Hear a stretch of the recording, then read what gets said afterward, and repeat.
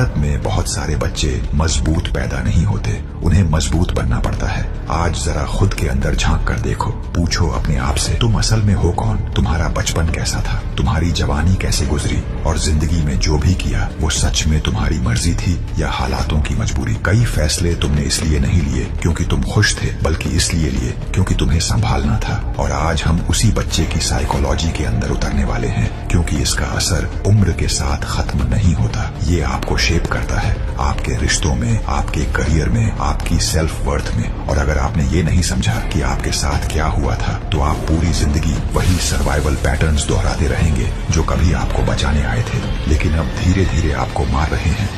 अब अपने दिमाग में इमेजिन करो, आप 7 साल के हैं, अपने माता पिता की आंखों में देख रहे हैं जो अंदर से पूरी तरह टूट चुके हैं। शायद नशा है, शायद गुस्सा, शायद बस वो खालीपन, जब कोई इतना टूट चुका हो कि सामने मौजूद ही न हो पाए। और बिना किसी शब्द के आपके छोटे से दिमाग में कुछ बहुत पुराना सा क्लिक करता है, अगर मैंने सब कुछ संभाला नहीं तो कोई नहीं संभालेगा। यहीं से एक बच्चा गायब होना शुरू होता है, शरीर से नहीं मन से। वो ज्यादा मुस्कुराने लगता है, कम रोता है, बोलने से पहले कमरे का माहौल पढ़ना सीख जाता है, घर का इमोशनल थर्मोस्टेट बन जाता है। वो बच्चा बहुत जल्दी बड़ा हो जाता है, दुनिया उसकी तारीफ करती है, तुम कितने मैच्योर हो, तुम कितने रिस्पॉन्सिबल हो, तुम कितने स्ट्रांग हो। लेकिन कोई ये नहीं पूछता कि इसकी कीमत क्या थी। जो इंसान महसूस तो करता है लेकिन रोकर, बोलकर, दिखाकर कभी बाहर नहीं ला पाता। असल में दिमाग में क्या होता है, जब किसी बच्चे को इमोशनल सपोर्ट देने वाला बना दिया जाता है, जब पेरेंट को संभालने की जिम्मेदारी बच्चे पर आ जाती है, तो साइकोलॉजी में इसे कहते हैं पेरेंटिफिकेशन। बच्चा केयर गिवर बन जाता है, पीस कीपर बन जाता है, थेरेपिस्ट बन जाता है, प्रोटेक्टर बन जाता है। ये सिर्फ अनहेल्थी नहीं है,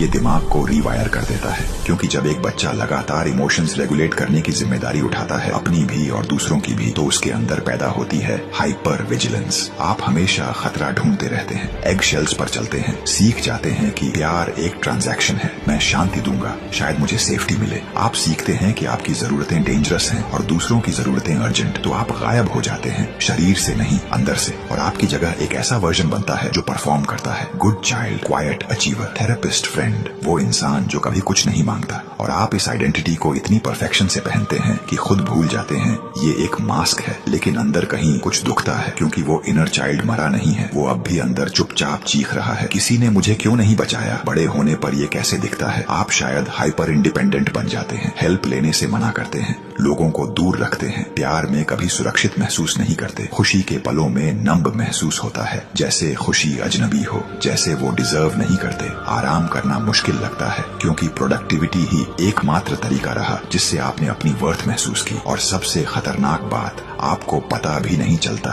कि आप अभी भी सर्वाइवल मोड में हैं, क्योंकि जब केओस बचपन में नॉर्मल हो जाता है तो नर्वस सिस्टम उसे बेस लाइन मान लेता है। शांति सस्पिशियस लगती है, स्टिलनेस अनकंफर्टेबल लगती है, प्यार एक कर्ज जैसा लगता है जो आपको चुकाना पड़ेगा। ये है उस बच्चे की साइकोलॉजी जो बहुत जल्दी बड़ा हो गया। ये सिर्फ सडनेस नहीं है, ये कॉम्प्लेक्स ट्रॉमा है जो आपकी दुनिया देखने का तरीका बदल देता है, और सबसे ज्यादा खुद को देखने का। बच्चा ऐसा क्यों करता है? कोई बच्चा खुशी खुशी ये रोल नहीं चुनता। बच्चे अटैचमेंट के लिए कुछ भी कर सकते हैं, यहाँ तक कि खुद को छोड़ भी सकते हैं। ये चॉइस कॉन्शियस नहीं होती, ये बायोलॉजिकल होती है। जब सेफ्टी नहीं मिलती तो बच्चा ऑथेंटिसिटी छोड़ देता है बिलोंगिंग के लिए। ये कमजोरी नहीं है, ये इंटेलिजेंस है, ये इंस्टिंक्ट है। लेकिन ट्रेजेडी ये है, जो आपको तब बचा रहा था वो अब आपको कैद कर रहा है। हम में से बहुत लोग हाई फंक्शनिंग एडल्ट्स हैं, लेकिन अंदर डीपली नेग्लेक्टेड इनर चाइल्ड बैठा है। हम ओवर अचीव करते हैं प्यार कमाने के लिए, चुप रहते हैं अबैंडनमेंट से बचने के लिए, सबका ख्याल रखते हैं और अंदर से चाहते हैं काश कोई बस पूछ ले तुम ठीक हो। वो फैंटेसी की कोई आपकी फेक स्ट्रेंथ देख ले, कि आपको भी कभी बिखरने की परमिशन मिले, कि कोई आपको पकड़ ले।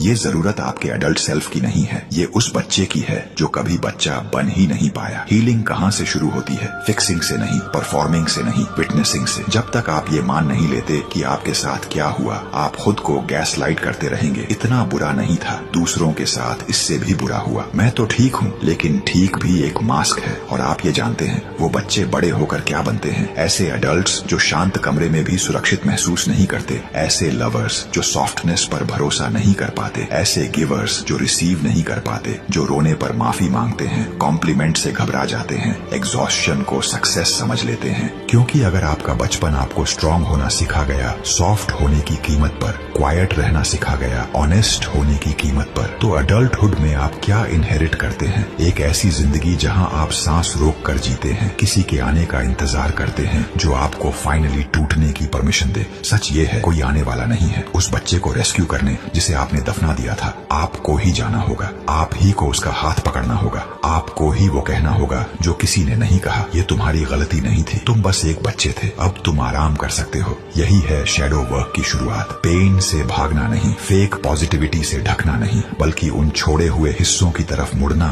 और कहना, मैं तुम्हें देख रहा हूँ, मैं तुम्हें सुन रहा हूँ और मैं तुम्हें छोड़कर नहीं जा रहा। ये हीलिंग ब्रूटल होती है, क्योंकि ये आपसे वो ग्रीफ महसूस करवाती है जिसका समय आपको कभी नहीं मिला। वो गुस्सा, वो दुख, वो अनमेट नीड्स, उन बर्थडेज का मातम जहाँ कोई नहीं आया, उस इनोसेंस का शोक जो आपने खो दी उन लोगों को बचाते बचाते जो आपको बचाने वाले थे। लेकिन वो आंसू कमजोरी नहीं है, वो हीलिंग का सबूत है। कार्ल जुंग ने कहा था, दर्द के बिना कॉन्शियसनेस नहीं आती। लोग अपने सोल से बचने के लिए कुछ भी कर सकते हैं, लेकिन शैडो वर्क आपसे सब कुछ फेस करवाता है। क्योंकि हीलिंग नया इंसान बनना नहीं है, बल्कि उस इंसान को याद करना है जो आप थे इससे पहले कि दुनिया ने आपको बदल दिया। अगर आप भी वो हैं जो बहुत जल्दी बड़े हो गए, तो ये जान लो, आपकी मैच्योरिटी प्रॉब्लम नहीं थी। प्रॉब्लम ये थी कि आपके पास चॉइस नहीं थी। लेकिन अब है, आप सॉफ्टनेस चुन सकते हैं, आप आराम चुन सकते हैं, आप दूसरों के इमोशंस संभालना छोड़ अपने इमोशंस को सम्मान दे सकते हैं। हाँ, ये ओवरनाइट नहीं होगा, कुछ दिन आप फिर से बच्चे जैसे महसूस करेंगे। अच्छी बात है, यही तो पॉइंट है। उस बच्चे को घर आने दो, उसे रोने दो, उसे खेलने दो, उसे फाइनली देखा जाने दो। क्योंकि आप टूटे हुए नहीं हैं, आप होल बन रहे हैं, और शायद पहली बार आप सही तरीके से बड़े हो रहे हैं। डर से नहीं, प्रेशर से नहीं, सच से। आपका बचपन नहीं था, लेकिन आपका फ्यूचर अभी भी है, और इस बार कहानी आप लिखेंगे। अब मेरी बात ध्यान से सुनना, क्योंकि पता नहीं हम दोबारा कब मिलेंगे, इसलिए सब्सक्राइब करिए और पावरफुल बनना सीखिए।